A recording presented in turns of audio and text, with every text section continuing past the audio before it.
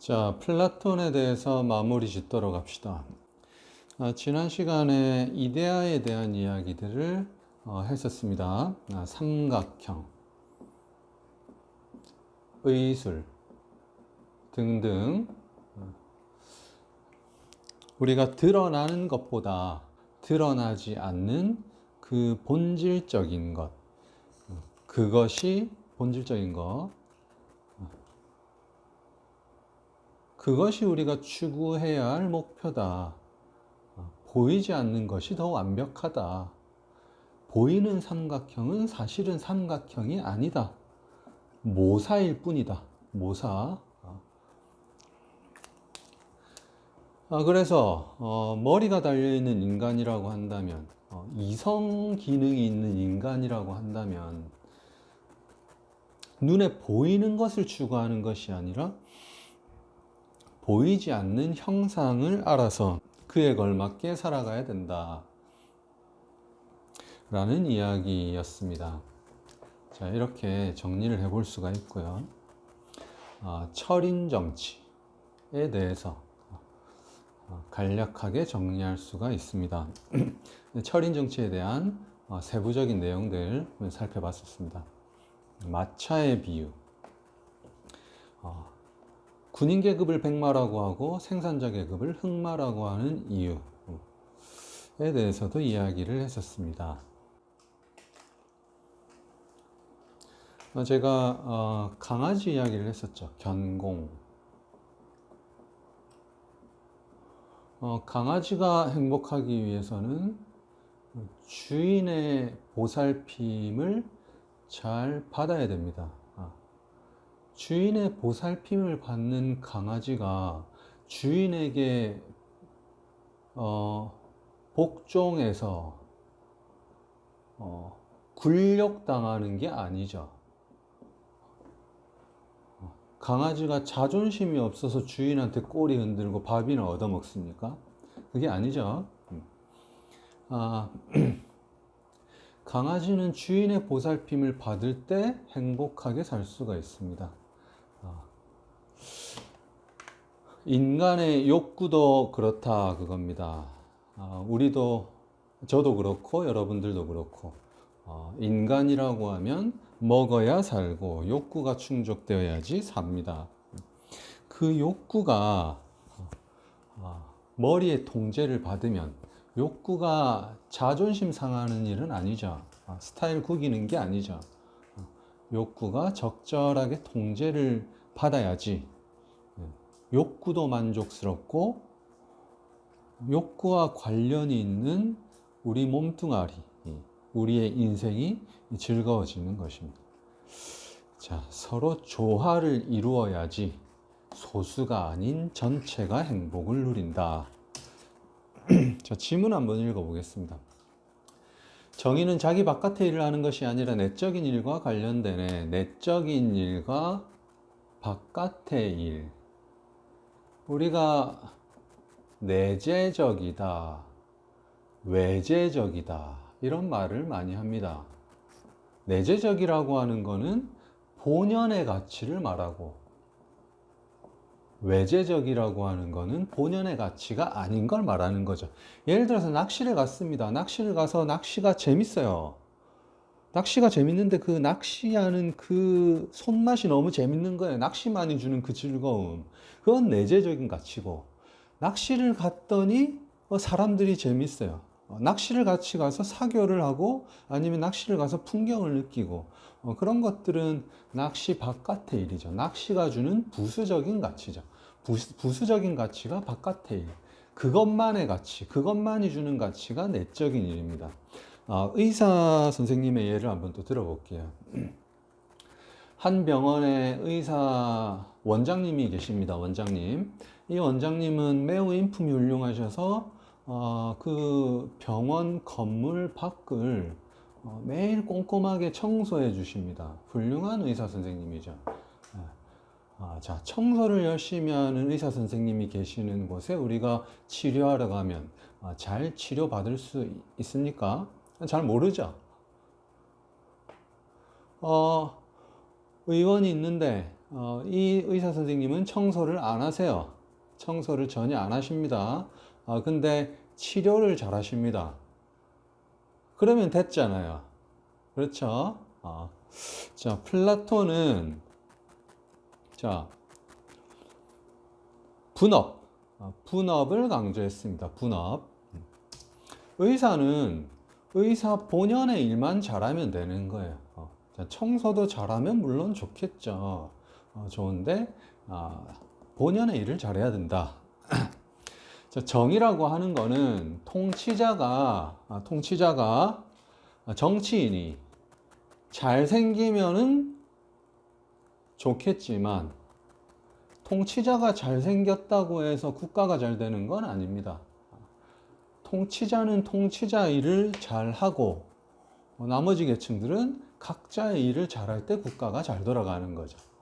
자, 외적인 일이 아니라 내적인 일과 관련된다. 그래야지 정의로워진다. 내적인 일이란 자신과 진정으로 관련된 일, 자기 자신의 일을 뜻한다. 정의로운 사람은 자기 안에 있는 각각의 것이 다른 부분의 일을 하지 않게 하고, 영혼의 부분들, 세 부분들입니다. 서로 참견하지 않도록 한다. 진정으로 자기에게 고유한 일들을 잘 정하고 자신을 스스로 잘 다스리고 질서 지으며. 자, 내적인 일에 대한 부연적인 설명입니다. 자신과 친구가 되고 또 영혼의 세 부분을 최저음과 최고음 그리고 중간음과 화음을 이루는 화음이 조화죠. 조화. 우리가 듣기 좋고 우리의 정서를 순화시켜주는 그런 음악은 듣기 좋은 한 음이 지속되는 게 아니죠. 높은 음과 낮은 음, 중간 음이 적절하게 조화를 이루면서 흘러가는 거. 그게 좋은 음악입니다. 좋은 음악. 좋은 국가는 철학자들만 드글거리는 국가도 아니고 그렇다는 겁니다. 자, 혹여 이들 사이에 어떤 다른 것이 생겨나게 되면 그 모든 것을 함께 연결시켜 여러 데서 하나가 되도록 갑자기 그 화엄사상이 생각나네요. 일즉다 다즉일, 절제 있고 조화된 상태로 만든다. 자, 읽어보고 넘어가면 되겠습니다. 그러면 이데아, 자, 국가의 이데아, 선의 이데아를 아는 철인은 어떤 사람이냐? 자, 철인은 어떤 사람이냐? 자, 이 사람이 철인이에요. 철인. 철인이기도 하고 정치인이 되어야 되는 사람이죠. 어떤 사람이 정치인이 되어야 하냐? 철인이란 어떤 사람이냐를 묘사하고 있는 그림입니다. 자, 왼쪽부터 이렇게 시나리오, 스토리가 이렇게 이어집니다. 동굴은 이렇게 이 지하에 있는 동굴로 묘사되기도 하고, 이렇게 생각해도 됩니다. 동굴 입구예요. 입구가 있고, 제일 끝에 사람들이 갇혀 있습니다. 중간에 벽이 있고, 자, 칼라로 다시 봅시다. 여기 사람들이 갇혀 있습니다. 그리고 입구로 통하는 이 길목은 벽으로 막혀 있습니다. 넘어갈 수가 없어요. 고개를 돌려도 보이지가 않습니다. 그러니까 이 사람은 자기 등 뒤에는 막혀 있는 것 같이 느껴지는 거죠. 자기 앞에 있는 세상이 전부라고 생각하는 겁니다. 왜? 태어날 때부터 이런 상황에서 태어났다. 비유입니다, 비유. 우물 안의 개구리라고 하는 비유가 있어요. 자기 경험이 다인 줄 알고 살아가죠. 우리들은 모두 다 이런 죄수와 별반 다를 바가 없습니다. 저도 그렇고 여러분들도 그렇습니다. 왜냐? 여러분들 세상에 대해서 얼마나 알고 있습니까? 얼마나 알고 있습니까? 고작해야 TV에서 틀어주는 신문, 뉴스, 쇼프로, 휴대폰으로 검색할 수 있는 그 정도네요. 그거 가지고 상상 정도 하는 게 다죠. 그 이상을 알 수 있습니까? 세상이 왜 이렇게 돌아가는지에 대해서 얼마만큼 알고 있습니까, 여러분들은? 저도 그렇습니다. 저도 제가 겪은 그 정도밖에 모르는 거죠. 자, 그런 우물 안의 개구리와 같은 신세를 묘사하는 게 바로 동굴의 죄수입니다. 동굴의 죄수. 태어났더니 세상에는 많은 것들이 있는데 태어나서 보이는 것만 전부라고 생각하는 불쌍한 가련한 신세인 것이죠. 자, 이 사람들은 꽁꽁 묶여 있습니다. 자, 보이지 않는데 사슬로 묶여 있습니다. 속박 당해 있습니다. 속박.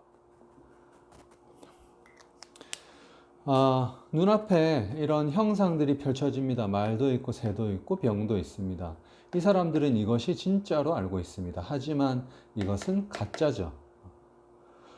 동굴 속에는 빛이 없어요. 빛이 없는데 여기 모닥불을 피워놨습니다. 이 모닥불은 태양에 비할 바가 못 되죠. 여기 태양이 있어요. 태양이 있어야 되는데 모닥불은 태양에 비할 바가 못 됩니다. 단지 어둠만 밝혀줄 뿐입니다. 동굴 밖에서 이런 식물들에게 생명을 주고 진짜 세상을 볼 수 있게끔 해주는 그런 불빛은 아니죠. 자, 이런 동굴의 모닥불이 이 물건들을 통과하면서 그림자가 생겨요. 이 그림자가 진짜라고 알고 있습니다. 우리가 살면서 접하게 되는 정보들, 뉴스를 통해서 정보를 얻고, 휴대폰을 통해서 정보를 얻고, 그런 모든 것들은 여기 요 사람들, 요런 사람들이 죄수들을 착각하게끔 이렇게 쇼를 하고 있는 겁니다. 쇼를. 우리는 여기 속아 넘어가고 있는 거죠. 여러분들이 살면서 경험이 전부다라고 생각하면 이 신세를 벗어날 수가 없습니다. 태어나 봤더니 이 세상이 전부거든요. 그러면 이렇게 살아가는 겁니다. 하지만 겪어보지 못했지만 생각해 봤을 때 이상하잖아요. 그러면 돌아서 나가볼 수 있잖아요. 막혀 있으면 뒤에 뭐가 있을 수도 있다라는 걸 의심해 볼 수도 있잖아요. 안 겪어봤지만. 그래서 이성이 있어서 동굴을 탈출하는 거예요. 탈출해서 나갔더니 이렇게 진짜 세상이 있더라. 진짜 세상을 보는 사람이 철인이다. 근데 이 사람은 나 혼자 해피엔딩 이렇게 끝나는 게 아닙니다. 나가봤더니 같이 태어났더니 동료들이 너무 불쌍하거든요. 그래서 들어가서 친구들에게 친구들아 진짜 세상이 밖에 있어 나가자. 근데 이 친구들은 야 너 미친 거 아니냐고 그런 게 어딨냐고 이런 식으로 이야기를 하는 것이죠. 왜? 살면서 겪어본 이게 전부 다니까. 친구가 하는 이야기는 미치광이 같은 거죠. 제가 예전에 재밌게 봤던 영화가 하나 있습니다. K-PAX라고 하는 영화거든요. K-PAX. 이 사람이 외계인이에요. 외계인인데 지구에 등장을 했습니다. 형상은 사람의 형상이지만 지구인들이 봤을 때 이 사람은 미치광이 같은 거야. 미치광이 미친 이야기만 하고 있습니다. 근데 이 사람은 자기 입으로 그렇게 이야기를 합니다. 나는 외계에서 왔다. 그런데 아무도 믿어주지를 않습니다. 미치광이였어요. 근데 알고 보니까 이 사람은 진짜 외계인이었습니다. 혹시 주말에 시간이 나거든 한번 보는 것도 좋을 것 같습니다. 자, 우리가 겪어보지 못한 세상을 아는 사람이 하는 이야기는 우리가 아는 세상이 전부라고 생각하는 사람들에게는 미치광이 소리다. 그러면은 플라톤은 민주주의를 싫어했다 그랬죠. 민주주의. 민주주의는 통치자, 정치인이 어떻게 선발됩니까? 다수결에 의해서 선발되죠. 그러면 이 철학자는 미치광이니까 정치인이 되기가 힘들겠죠. 그런 부분이 있습니다.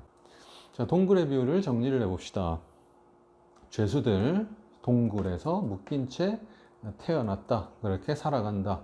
우리도 그렇게 살아가자. 우리도 그렇게 살아간다. 저도 그렇게 살고 있다. 너무 비관적인 것 같은데 그냥 그렇게 대입해 보는 겁니다. 뒤쪽에는 불빛이 타오르고 보고 있죠. 그림자만 본다. 진짜라고 생각한다. 거짓임을 알고 탈출하는 사람이 바로 철인이다. 다시 들어갔지만 미친 사람 취급한다. 그러니까 미쳤지만 미친 사람으로 보이지만 실제를 아는 사람, 진실을 아는 사람이 통치자가 돼야 된다. 그런데 민주주의에서는 되기가 힘들죠. 실제로 플라톤은 그 정치에 대한 어떤 열정이랄까? 정치를 하고자 했던 인물입니다. 하지만 아테네 현실에서 정치를 하기는 힘들었을 겁니다. 그래서 사상가로만 남을 수밖에 없었죠. 수호자들은 전적으로 필요한 것이 아닌 한 아무도 어떤 사유재산도 가져서는 안 된다. 자, 수호자라고 되어 있습니다. 수호자는 정치인 계층과 군인 계층을 통틀어서 아니면은 정치인 계층 혹은 군인 계층 둘 중에 하나를 칭하는 용어입니다. 수호자. 수호라고 하면은 지킨다라는 뜻이죠. 정치로 나라를 지킨다, 국방으로 나라를 지킨다. 사유재산도 가져서는 안 된다. 왜? 이 사람들은 욕구와 관련해서는 욕구와는 무관해야 되니까. 그게 바로 이 사람의 내적인 일이니까. 내적인 일. 생필품을 절제할 줄 알아야 되고 전사들이 필요한 정도만큼의 것을 다른 시민한테서 수호에 대한 보수로서 일정하게 받게 된다. 자, 보수로 받는 거죠. 돈을 추구한 게 아니라 국가 수호를 추구했더니 그 부수적인 대가로 보수를 받는 겁니다. 연간 소요량을 초과하지도 부족하지도 않을 정도로 받는다. 공동 식사를 한다. 야영하듯 군인처럼 공동 생활을 한다. 자, 수호자 군인 계급 같네요. 군인 계급. 자, 그 다음에 이들이 50살이 되었을 때 이들 중에서 시험을 무사히 치렀으면 실무에서나 학식에 있어서 두루 모든 면에서 가장 훌륭했던 자들을 최종 목표로 인정해서 자, 가장 훌륭했던 자들을 최종 목표로 인도해서 플라톤이 생각한 이상국가, 철인국가에서는 교육을 매우 중요하게 생각했습니다. 그래서 어릴 때부터 똑똑한 친구들을 모아서 이제 교육을 시키다가 똑똑한 그룹을 이렇게 형성하는 거예요. 형성해서 나이가 어느 정도 되면 그때부터 이제 철학을 가르치기 시작하는 겁니다. 자, 어릴 때는 체육도 가르치고 문학도 가르치고 음악도 가르치고 수사학, 글 쓰는 거, 논술이죠, 논술. 그런 것들도 가르치고 골고루 전인 교육을 시키다가 지식이 어느 정도 쌓였다 싶으면 그때 철학 공부를 시키는 겁니다. 철학 공부라고 하는 게 이데아를 볼 수 있는 이데아를 보는 공부죠. 근데 뛰어난 친구들 중에서도 이데아를 보는 친구가 있고 보지 못하는 친구가 있습니다. 어떤 철학적인 진리 속으로 들어가는 친구가 있고 그렇지 못한 친구가 있어요. 그러니까 철학 시험에 패스를 하면 철학자가 되고 통치자가 되고, 철학 시험에 낙방하게 되면 똑똑하지만 정치할 만한 깜냥은 안 되는구나. 그래서 군인 계급, 군인을 시키는 겁니다. 자, 여기 봅시다. 이들로 하여금 고개를 젖히고서 영혼의 눈으로 하여금 모든 것에 빛을 제공하는 바로 그것. 자, 모든 것에 빛을 제공하는 바로 그것. 선에 이대하자. 바라보지 않을 수 없게끔 만들어야 한다. 그리하여 조음 자체, 선에 이대하죠. 일단 보게 되면 이들은 그것을 본으로 삼고 이데아가 추구해야 할 목표가 되는 거죠. 저마다 여생 동안 번갈아 가면서 나라와 개개인들, 자, 번갈아 가면서 돌아가면서 했다 그럽니다. 철학자가 단 한 명만은 아니니까 다스리지 않을 수 없도록 만들어야 하네. 이데아를 봤으니까 국가의 이데아도 봤겠죠. 그리고 이데아를 봤더니 자기는 정치인 계급이잖아요. 철인이잖아요. 그러면 통치를 해야죠. 안 하면 안 되죠. 철학자들이 모든 나라의 왕이 되거나 현재의 왕과 최고 권력자들이 진정으로 철학을 하게 돼요. 정치 권력과 철학을 하나로 결합하지 않는 한. 자, 여기서 정치와 철학을 하나로 결합한다. 이렇게 해야 되고 이렇게 안 되면 안 된다. 모든 나라에서나 인류 전체에 있어서 악은 사라지지 않을 것이다. 자, 플라톤이 민주주의를 싫어했다 그랬습니다. 민주주의는 다수가 대리인을 뽑습니다. 그러면 이 대리인들은 이 다수의 입맛에 맞는 사탕 발림을 해야 되는 거예요. 말빨이 좋아야 되는 거예요. 비위를 잘 맞춰줘야 되는 거예요. 그러니까 이 사람은 진리를 아는 철학자가 아니라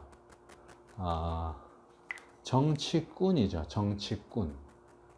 속물이 되는 거죠. 제가 좀 부정적으로 이야기를 하자면 그렇게 되는 겁니다. 그러니까 악은 사라지지 않습니다. 이들의 욕구를 기만하는 겁니다. 기만.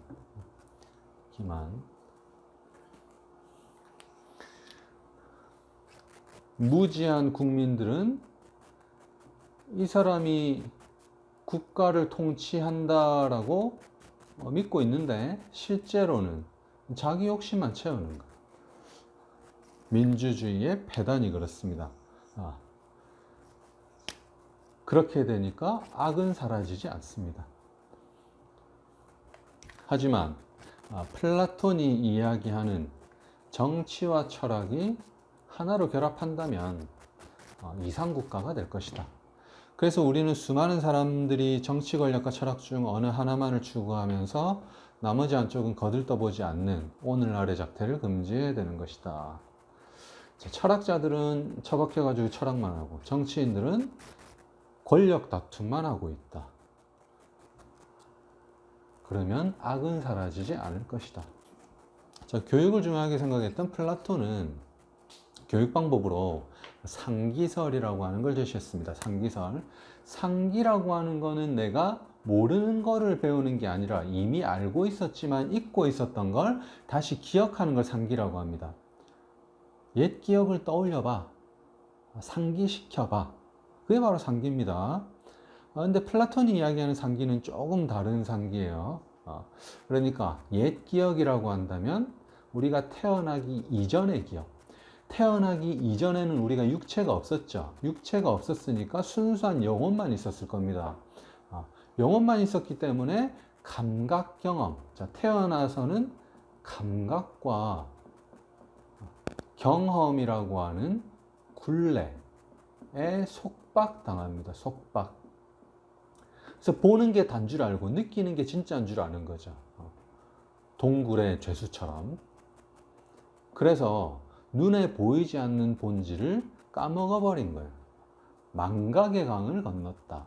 몸을 갖고 태어나는 순간 까먹어 버린다. 무엇을? 보이지 않는 진리의 세계를. 그래서 저 철학을 하면서 교육을 통해서, 교육이 뭐냐? 자, 한번 생각해봐, 떠올려봐. 그런 거죠. 드라마나 영화에서 보면 이 전생 이야기가 나오는 드라마나 영화가 있습니다. 그러면 전생의 인연에 대해서 한쪽은 기억하고 있고 한쪽은 기억 못해요. 그러면 찾아가가지고 내가 누군지 모르겠냐고 답답해하는 어떤 배우들의 연기를 간혹 보기도 합니다. 그것처럼 당신은 이미 알고 있었어. 당신은 세상에 존재하는 보이는 물건 이면에 있는 그 본질이라고 하는 거를 알고 있었다. 그걸 알려주는 거. 한번 생각해봐. 이미 알잖아. 깨닫게 해주는 것이 바로 교육이다. 라는 이야기까지 하고요. 다음 시간에 아리스토텔레스로 이어가겠습니다.